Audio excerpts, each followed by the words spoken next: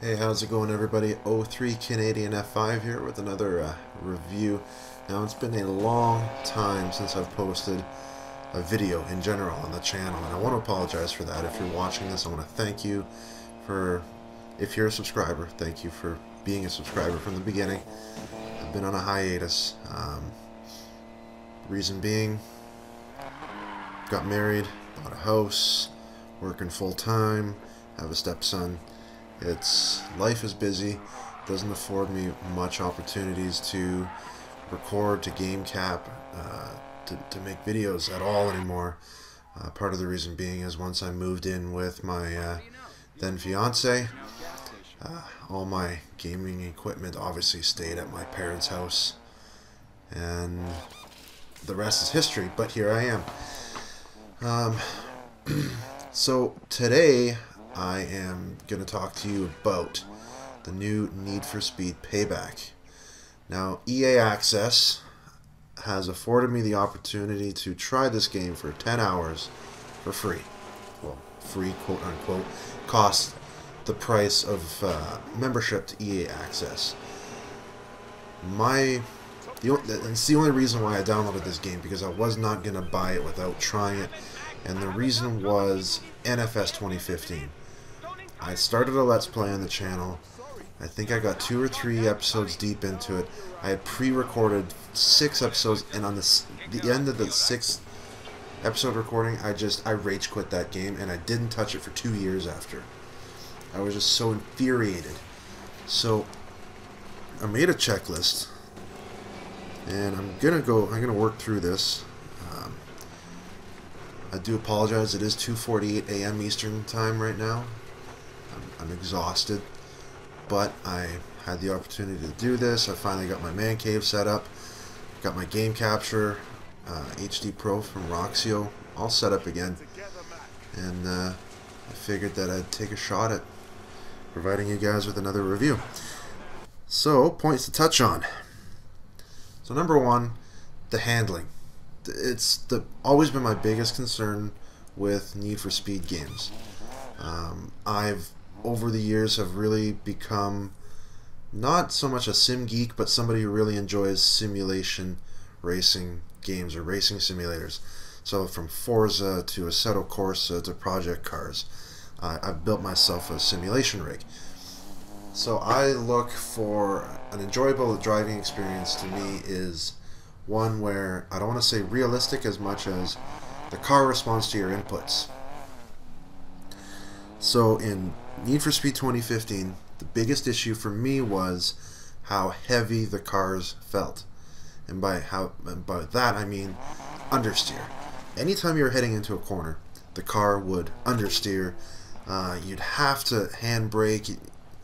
I found it was just too much work to be good at driving in that game, where it was more natural for me in a sim, or even Forza Horizon 3, which is not a simulator. Everybody, or some people think it is. It's not. It's an arcadey. It's as sim as you can get with an arcadey game, in my opinion. And it's a perfect balance. That game, I love the handling in it just for fun. I'll go to Forza for realism. I'll go to Project Cars, Assetto Corsa, whatnot. So that super understeer, biased handling style is gone, and the handling in this game is more of a testament to Need for Speed games of yesteryear. So I'm talking Need for Speed Underground 2 again, Most Wanted, even Carbon. Carbon was when they were starting to get a little bit less, what's the word?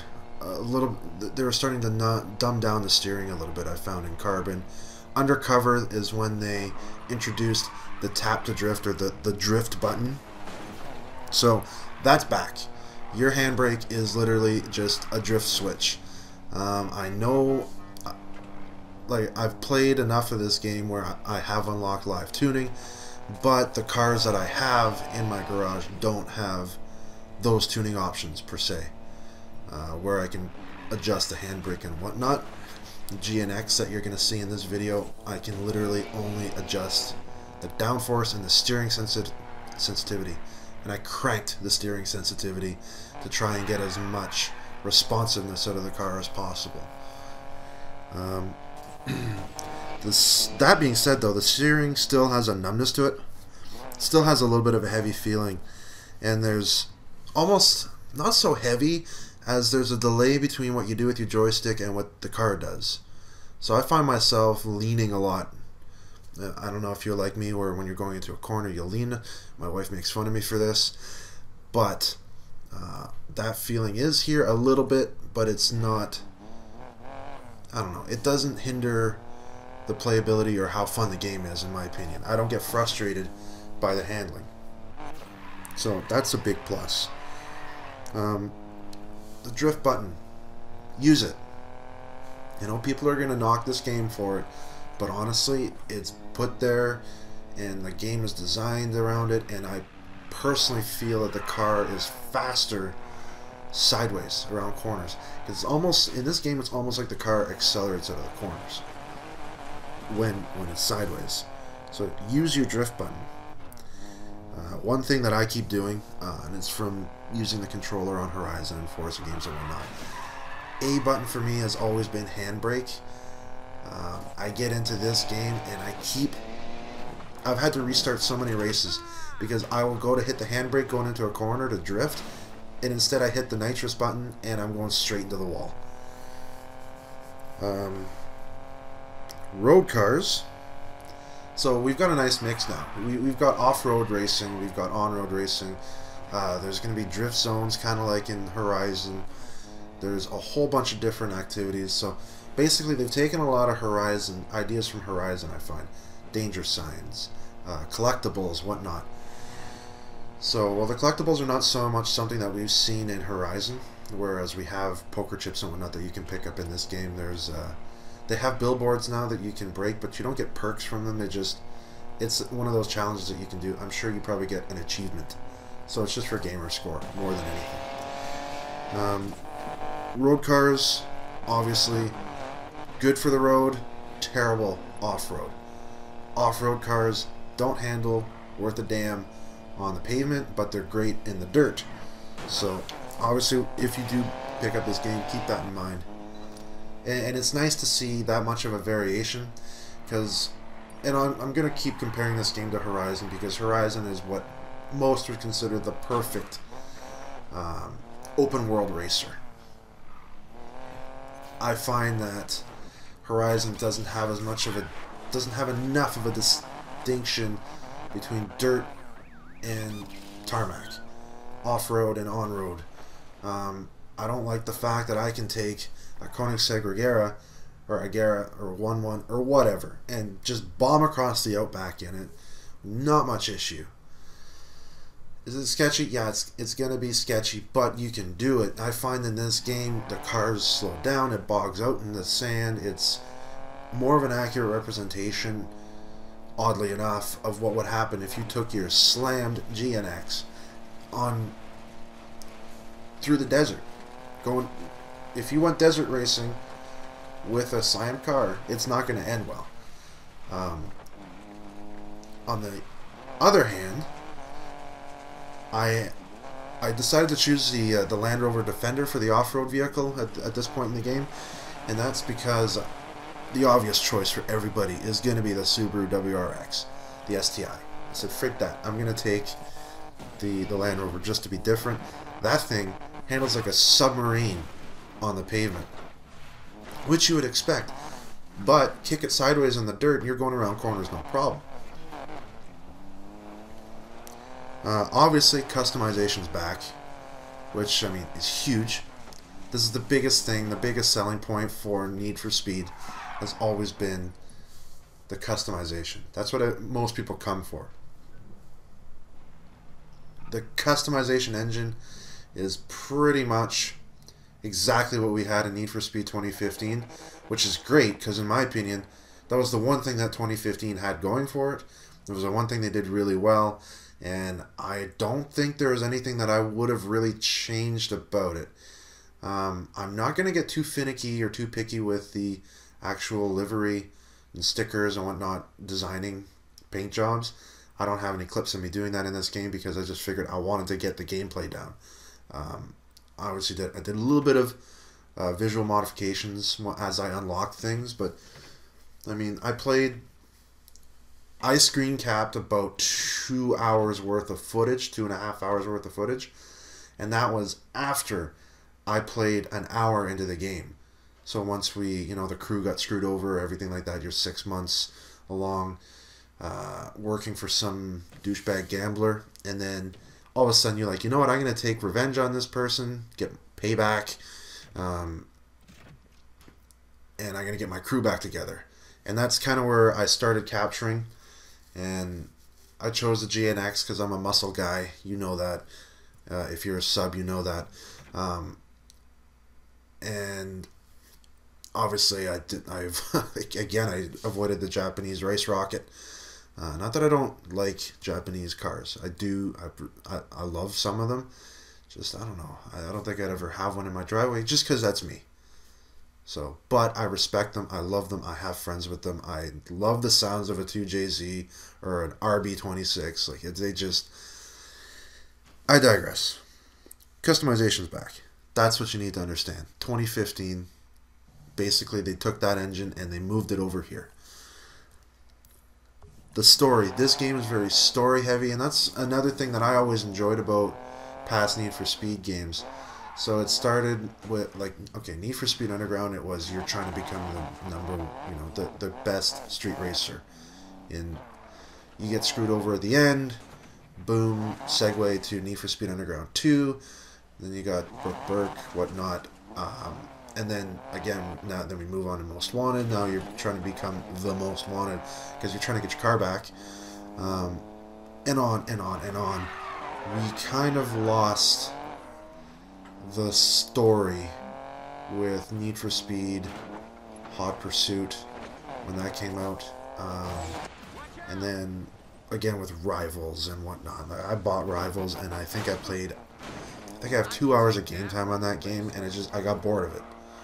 So it's nice to see EA come out with another fun Need for Speed game. So in this game, they added this thing now called derelict cars. You're looking for derelicts. You get clues to these when you beat race leagues or teams. And so it's kind of like a barn find, right? It's the barn find idea from Forza Horizon. Thank you, Playground Games, for, they took that. But they built upon it, and I do enjoy what they did with it. Now when you get your derelicts, now it's not just, oh, it's in your garage, my mechanic will fix it in 10 hours, and then I can drive it. No. You have to follow the clues after you find it and go and pick up parts to restore this vehicle before you can customize it, which I think is kind of neat. Gives more depth to the whole barn find idea. And it's something that I actually wouldn't mind seeing in Forza Horizon, in the fourth version of that game. So we have cutscenes in this game. They're not live action. They're voice actors. The cutscenes are so much less cringy than the previous game. Well, here's an anecdote. I was sitting downstairs in my man cave, and this is last week, playing a little bit of Need for Speed 2015 because I knew this game was coming out. I was actually downloading this early release demo at the time while I was playing 2015. And I was just playing it to get a feel so that I could remember what it was like. And I managed to get to tweak the handling on my Fox Body Mustang where it didn't completely piss me off when I was driving it. So I was having fun with it. And then a cutscene came on when I was at a diner. And my wife just happened to come downstairs, and she looks at me, she's like, "What are you watching?" Like, that is the worst act. She's like, "That's the worst acting I've ever seen." And I explained to her what it was. And she kind of had that, okay, that makes sense moment. But there was a lot of judgment going on when she came down, and that cringeworthy acting was taking place. Now, that's not... So we have less cringy cutscenes, but I feel like the cringe factor, they made up for it with the voiceovers. So, or the voice acting. So while you're driving, your driver will make comments such as, "Oh, come on, I need to stay in first place longer." Now, when you are 10 seconds ahead of the person behind you, you don't need to be making comments like that. So that it just, those are things that annoy me. But, and I'll put it in the video here. They have one of the crew leaders. She is a Latina.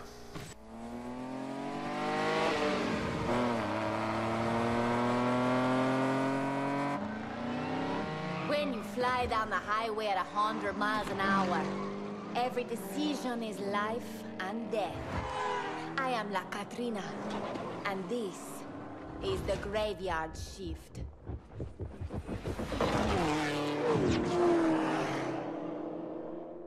She has a Latin American Mexican accent,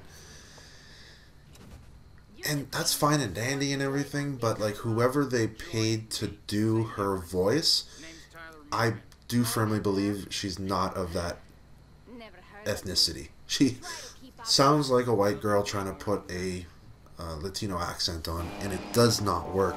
It just, you wanna gouge your eyes out. You just want to pull your hair out when you hear her. So that's really cringeworthy. Unfortunately, the typical Need for Speed rubber banding AI is back. So you'll be out back. You'll catch up to them rather easily. But now what I find, and I'm not sure, it's quite possible that this happens in Need for Speed 2015, now that I think about it as well. But if you're out ahead of everybody, your car runs like my GNX, which is a 6-cylinder, runs like it's on 4 cylinders. Like, it was to the point where I was racing on hard, and honestly in this game there's no point in putting the game to hard difficulty, because all you're going to do is you're going to work your tail off, and you're going to get frustrated, and you're going to turn the game off because you just keep having to restart. And it's because of this rubber banding, and then the game makes your car sandbag, which is really annoying. And I was getting to the point where I was getting pissed off about it. And when I see that a video game is starting to make me mad, I kind of take a step back and go, whoa, it's a video game. I need to take a breath, shut it off. But then I went and I looked at the difficulty settings, and there is literally no gain to putting this game on hard difficulty. At least in Need for Speed Underground, I remember they had a system where you go easy, medium, hard. And depending, if you went hard, you'd get, I don't know, like 1,000 credits more for your win than if you went with an easy race. But that was a reward system for having to work harder. It was great. At the same time, don't bother with manual transmission in this game. I know a lot of the purists and the car people and the people that drive sims and whatnot go, I want manual transmission. I was one of those in 2015. I said they screwed up by not putting manual transmission in this. That's because in 2015, honestly, like the shift points were shit. This is what it comes down to. They were terrible. In this game, remember how I was talking about the disconnect between what you put into your controller and what actually happens? Like to the point where there's a delay when you hit the nitrous button. You hit the nitrous button, it makes like a crackling whooshing sound, and then you take off.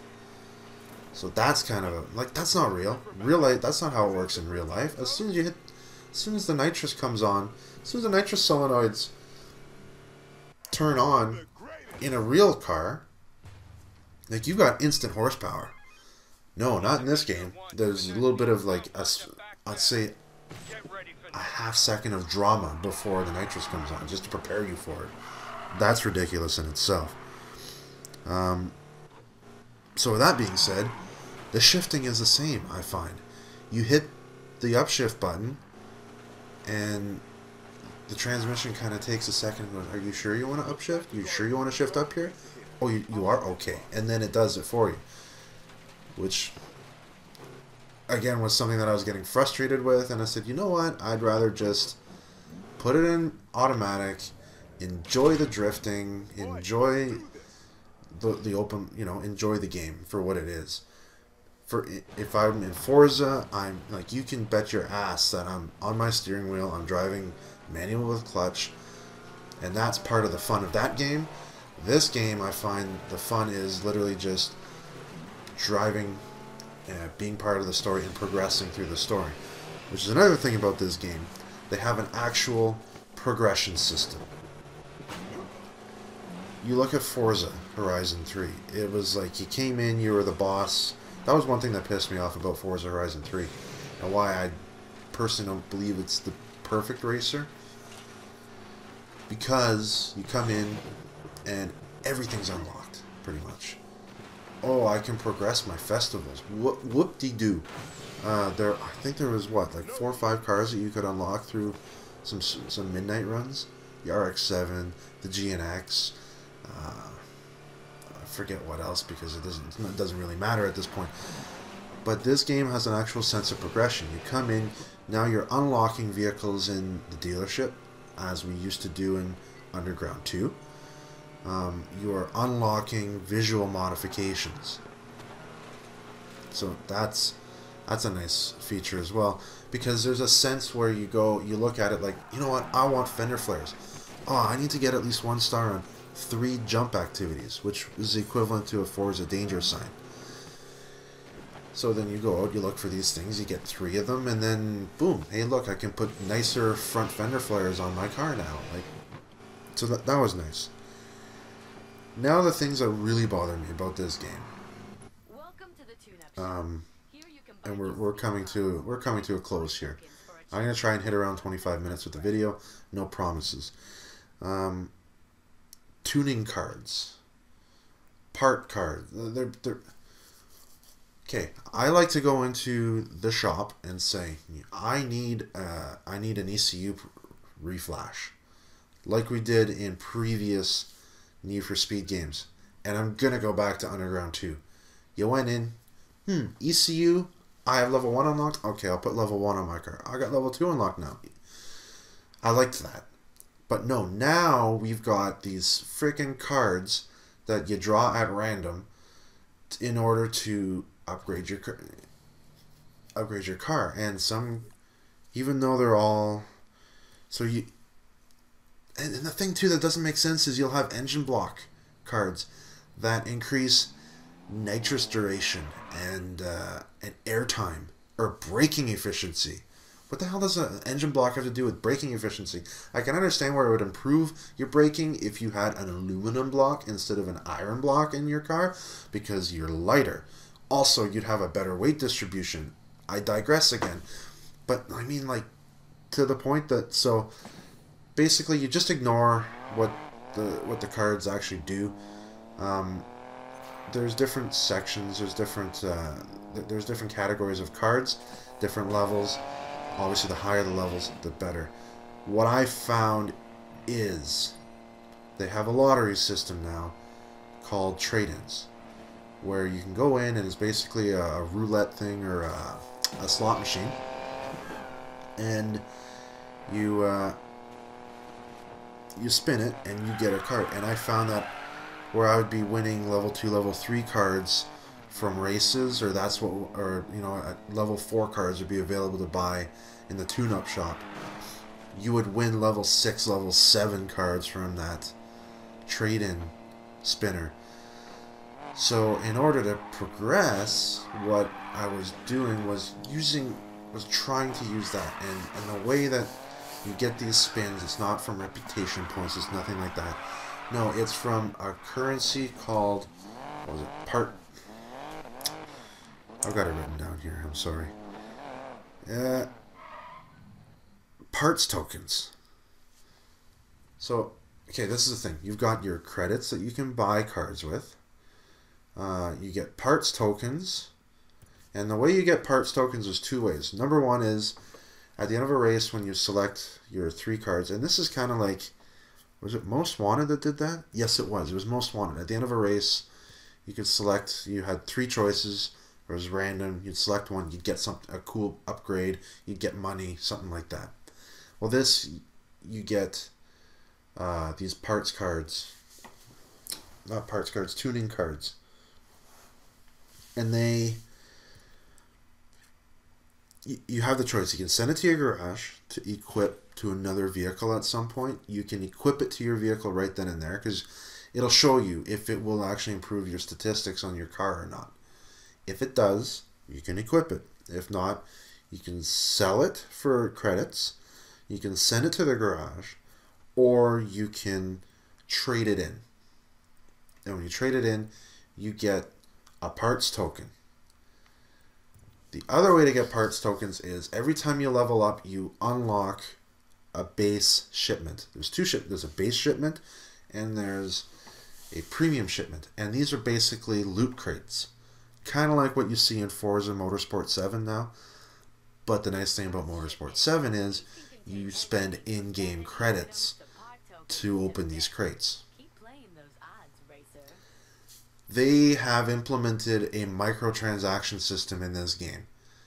And it annoys me to no end to see that, like, this is shit that started on mobile games, in my opinion. Like, okay, you can talk about DLC on the Xbox 360 all you want, whatnot. But as far as like microtransactions, like, oh, you spend $12.99 and we'll give you 10,000 diamonds, and then those you'll spend them in 2 seconds.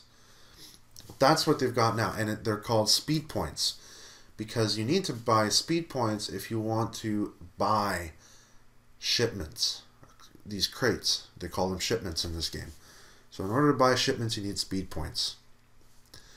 You still get base shipments every time you level up, but I'm not sure if you'll ever get a premium ship. This game is leaps miles better than Need for Speed 2015.